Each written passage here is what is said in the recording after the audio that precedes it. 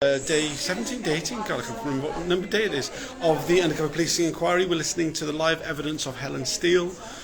She's been explaining about the beginning of her activism, her involvement in the British Union Against Vivisection, how she volunteered at the offices doing sort of admin tasks.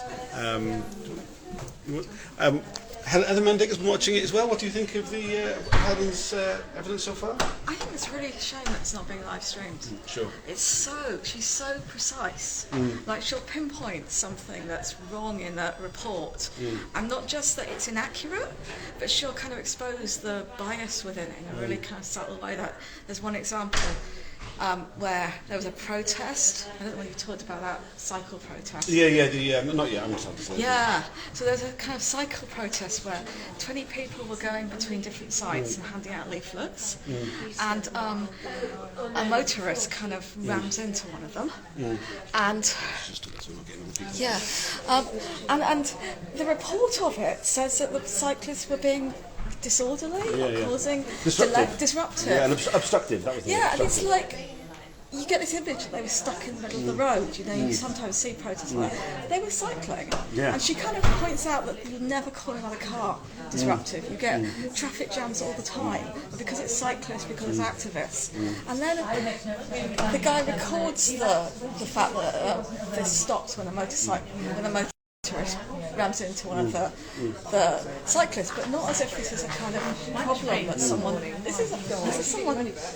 That's an assault, right? Yeah, I mean, it's more than crime. I mean, it's attempted murder, right? It could be. Yeah. Do you know what I mean? It's like, you know, it's just a car driving into a bike, right? Yes. Do you know what I mean? Yes, and he acts like it's some kind of joke. Yeah. And it's like funny because one of these activists gets like something happening to them and then it disrupts the action, and it really exposes.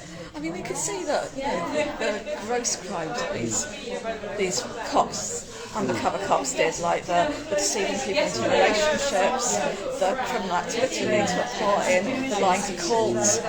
But these small things, the way that kind of bias is written into the reports, I thought that's just a really sharp way of pinpointing it. I think she finds a photo from her records that shows the actual thing, so you see it. Yeah.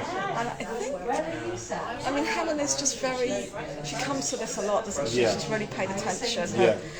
I think she's a really important witness. Yeah.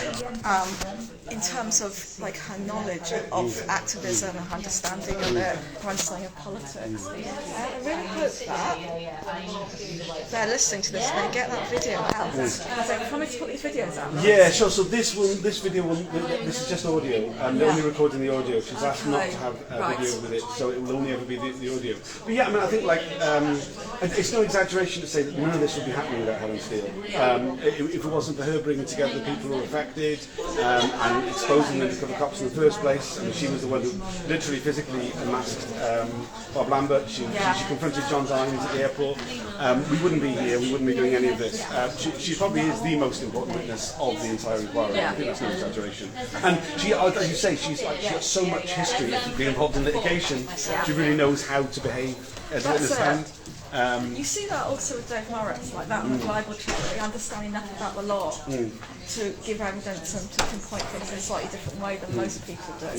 And that's really, really valuable, And you know, there's 25 people here, I think, to listen to, and I think that's a sign of the respect that people have for the work she's done and who she is. We were trending on Twitter as well, which is a first for a while. Really? Yeah. Oh, good. Okay, let's keep that going then. Anyone who's watching, tweet about this, retweet, share, because this is a real chance to get this to cross over. And we saw that yesterday. There's been a Guardian report about Belinda Harvey's evidence. That was very, very powerful. That was actually live streamed. You can watch that. And I think it's really interesting to contrast Belinda's approach to Helen's approach. I mean, Belinda, it really gets your emotions, and she's talking very much about the relationship that she had, the fake relationship she had with Bob Lambert, and the way that shaped her life, the problems that's given her, the way it impacted every single aspect of her life, her future relationships, her career, all of that. And with Helen, it's much. It's. I mean, she's not talking about the relationship that she had with the undercover cop. She's talking about something where she can be a bit more detached.